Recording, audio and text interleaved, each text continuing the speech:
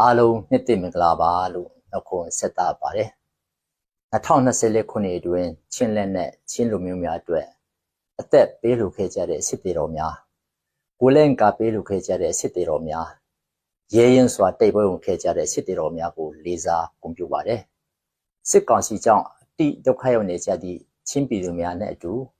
ဘုရားရှင်အတူရှိပြီးခွန်အားပေးသနာပါစေကြောင်း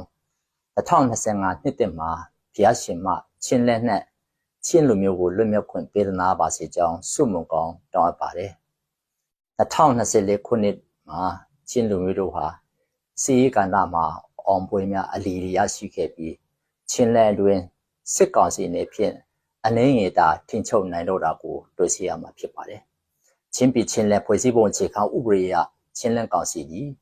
ချင်းပြည်ချင်းလက်လွှတ်တော်ချင်းပြည်ချင်းလက်အစိုးရနဲ့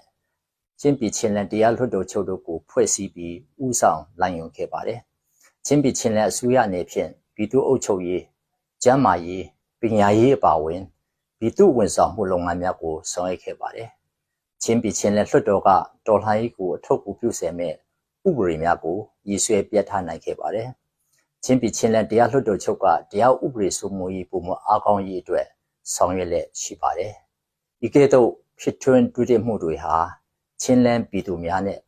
ဆွစီရေးရင်မှုနဲ့လုံလဝတ္တရားစိတ်ထုံမှုကြောင့်ဖြစ်ပါတယ်ချင်းလန်းပြည်သူများဟာအမျိုးသားကိုယ်ပိုင်ပြဋ္ဌာန်းခွင့်ကိုလက်တွေ့ကျင့်သုံးနေပြီဖြစ်ပြီးဒီမိုကရေစီစနစ်ကိုလည်းအကောင့်ထဲပေါ်ကျင့်သုံးနေပြီဖြစ်ပါတယ်ချင်းမျိုးသားများနဲ့ချင်းလန်းပြည်သူများခင်ဗျာ2025ခုနှစ်ဟာချင်းလန်းအပါဝင်မြန်မာတနိုင်ငံလုံးအတွက်အလွန်အရေးကြီးတဲ့နှစ်ဖြစ်ပါတယ်ဒီနှစ်မှာအရေးကြီးလှုပ်ဆောင်ရမယ့်အချက်များကိုပြောကြားလိုပါတယ်ပထမအချက်ကတော့စစ်အာဏာရှင်စနစ်ကိုအမြင့်ပြတ်ချေမှုကြီးကိုမဆုတ်မနစ်အားထုတ်ဆောင်ရွက်ဖို့ဖြစ်တယ်မြို့တော်လှန်ရေးတိုက်ပွဲဟာ၄နှစ်ထဲရောက်ရှိလာပြီဖြစ်ပါတယ်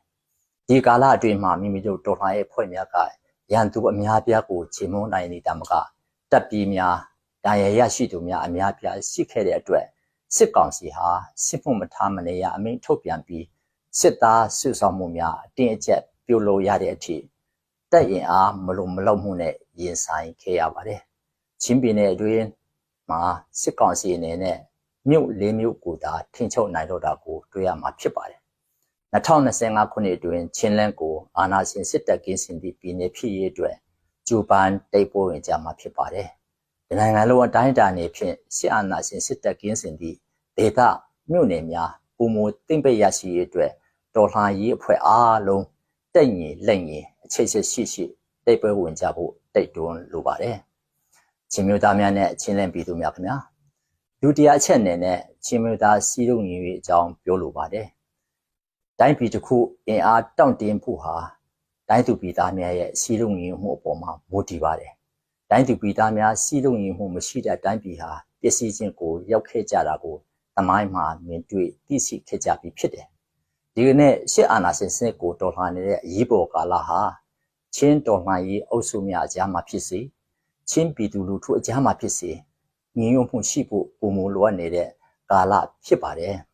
ချင်းလက်လွတ်မြောက်ရေးအတွက်ချင်းလူမျိုးအားလုံးစုစည်းဆောင်ရွက်ဖို့လိုအပ်နေတဲ့ကာလဖြစ်တယ်အကယ်၍ချင်းလူမျိုးအကြားမှာအမြင်မတူညီမှုများရှိခဲ့ပါကဆွေးနွေးညှိနှိုင်းပြီးအဖြေရှာကြပါမယ်အားလုံးလက်ခံနိုင်တဲ့အဖြေရှာပွဲချင်းလက်ပြည်သူများအကြားအမြင်ကင်းရှင်းဖြင့်ချင်းလန်းတိဆောက်ရေးကိုဖော်ဆောင်ကြမှာဖြစ်တယ်။ဒါဟာအောင်မြင်မှုရဲ့တော့ချက်ဖြစ်ပါတယ်။ယနေ့မျက်မှောက်ခက်ကာလမှာချင်းလူမျိုးတို့ဟာပြည်တွင်းပြည်ပမှာရှိတဲ့ချင်းမျိုးတမန်အားလုံးစုပေါင်းပါဝင်တဲ့ချင်းပြည်သူတော်လှန်ရေးကိုဆင်နွှဲနေကြပြီဖြစ်တယ်။လက်နက်ကင်တိုက်ပွဲကိုမှသာစစ်အာဏာရှင်စနစ်ကိုအမြင့်ပြတ်ချေမှုန်းနိုင်မည်ကိုတစ်ထစ်ချယုံကြည်လက်နက်ကင်တော်လှန်ရေးလမ်းစဉ်ကိုတမျိုးသားလုံးတည်ငြိမ်တည်ကျင့်သုံးနေပြီဖြစ်တယ်။ဒိုင်လာလက်နက်ကင်တော်လှန်ရေးအဖွဲ့များနဲ့ဟန်ချက်ညီလက်တွဲတိုက်ပွဲဝင်လည်းရှိပါတယ်။စစ်အာဏာရှင်စနစ်ကြာဆုံးသည့်အထိလက်တွဲပူးပေါင်းတိုက်ပွဲဝင်သွားမှာဖြစ်ပါတယ်။2025ခုနှစ်သည်ချင်းမျိုးသားစီးလုံးငယ်ရေးအခိုင်အမာအောက်မြစ်ချနိုင်သည့်နှစ်ဖြစ်ရေးအတွက်အားလုံးစုပေါင်းကြိုးပမ်းဆောင်ရွက်ကြဖို့တိုက်တွန်းလိုပါတယ်။ချင်းမျိုးသားများနဲ့ချင်းလန်းပြည်သူများခင်ဗျာဒါတည်းအချက်ကတော့စစ်ကောင်စီအနေနဲ့နိုင်ငံရေးထွက်ပေါ်အတွက်ရုပ်ကုပ်ပွဲကျင်းပပြီး2008ဖွဲ့စည်းပုံအခြေခံဥပဒေအောက်မှာတရားဝင်အစိုးရဖွဲ့စည်းနိုင်ရေးဂျူပန်လှုပ်ဆောင်လျက်ရှိသူကို တွေ့ရှိရပါတယ်။အချင်းကရင်နီချင်းရခိုင်ပြည်နယ်များနဲ့ရှမ်းပြည်မြောက်ပိုင်းမှာရွက်ကုတ်ပွဲလုပ်နိုင်တဲ့အခြေအနေမရှိတဲ့အပြင်စကိုင်းတိုင်းမကွေးတိုင်းတချို့နေရာဒေသမှာလည်းလှုပ်ဆောင်နိုင်ပွဲမရှိတာကိုတွေ့ရတယ်။သို့တော့စစ်ကောင်စီအနေနဲ့လှုပ်နိုင်တဲ့နေရာများမှာလှုပ်ဆောင်သွားရေးစိုင်းပြင်းတဲ့ရှိတာကိုတွေ့ရှိရပါတယ်။စစ်ကောင်စီအနေနဲ့အာဏာသိမ်းစစ်တပ်ဖြစ်တဲ့အတွက်ရွက်ကုတ်ပွဲလုပ်ဖို့အခွင့်အာဏာမရှိပါဘူး။ဒါပြင်စစ်တပ်ပြုတ်လို့တဲ့ရွက်ကုတ်ပွဲဒီလွတ်လပ်ပြီးတရားမျှတတဲ့ရွက်ကုတ်ပွဲလုံးဝဖြစ်လာမှာမဟုတ်ပါဘူး။ဒါကြောင့်ချင်းပြည်သူများအပါအဝင်မြန်မာပြည်သူပြည်သားအားလုံးဝိုင်းဝန်းဆန့်ကျင်ကြဖို့လိုအပ်ပါတယ်။အာဏာသိမ်းစစ်တပ်ကိုတရားဝင်ခွင့်လုံးဝမပေးသင့်တဲ့အပြင်စစ်အာဏာရှင်စနစ်အပြစ်ပြတ်တဲ့အထိတေပွဲဝင်ကြီးကိုတစိမ့်မမတ်လှုပ်ဆောင်ကြဖို့နှိုးဆော်လိုပါတယ်။နိုင်ငံသားအစိုးရများအနေဖြင့်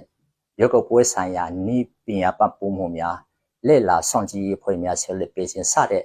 စစ်အာဏာရှင်စနစ်အတွင်းအစီအတီတက်နိုင်ရေးပံ့ပိုးဆောင်ရွက်မှုများကိုမပြုလုပ်ကြဖို့တောင်းဆိုလိုပါတယ်။ချင်းမျိုးသားများနဲ့ချင်းလင်းပြည်သူများခင်ဗျာဒီအချင်းကာလဟာချင်းမျိုးသားများမျှော်မှန်းခဲ့တဲ့ချင်းလင်းတည်ဆောက်ရေးအတွက်ဖျားသခင်ကအစီအစဉ်ပေးတဲ့အချင်းကာလဖြစ်ပါတယ်။ပြည်တွင်းပြည်ပမှာရှိတဲ့ချင်းလူမျိုးများနဲ့ချင်းလင်းပြည်သူများအားလုံးမိမိကြရာကဏ္ဍအသီးသီးကနေအမျိုးသားလွတ်မြောက်ရေးတိုက်ပွဲမှာအင်တိုက်အားတိုက်ပါဝင်ကြဖို့တိုက်တွန်းရင်းနေကုံချော်ပါတယ်ချင်းမျိုး